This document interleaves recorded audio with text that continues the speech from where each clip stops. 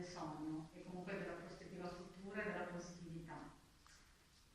L'isola dei sentimenti. C'era una volta un'isola dove vivevano tutti i sentimenti e i valori degli uomini, il buon umore, la tristezza, il sapere, così come tutti gli altri, incluso l'amore. Un giorno venne annunciato ai sentimenti che l'isola stava per sprofondare. Allora prepararono tutte le loro navi e partirono. Solo l'amore volle aspettare fino all'ultimo momento. Quando l'isola fu sul punto di sprofondare, l'amore decise di chiudere tutto e di chiedere aiuto. La ricchezza passò vicino all'amore su una barca lussuosissima e l'amore le disse: ricchezza, mi puoi portare con te? Non posso, c'è molto oro e argento sulla mia barca e non ho posto per te.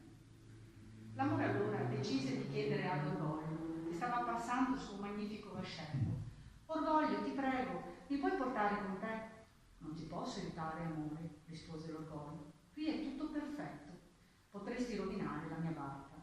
Allora l'amore chiese alla tristezza e gli passava accanto: tristezza, ti prego, lasciami venire con te.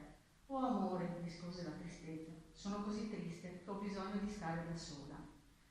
Anche il buon umore passò di fianco all'amore, ma era così contento che non sentì che lo stava chiamando.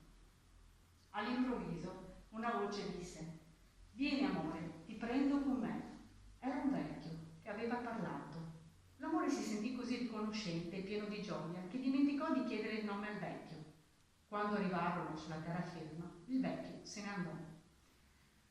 L'amore si rese conto di quanto gli dovesse e chiese a sapere: sapere, puoi dirmi chi mi ha aiutato? È stato il tempo, rispose il sapere.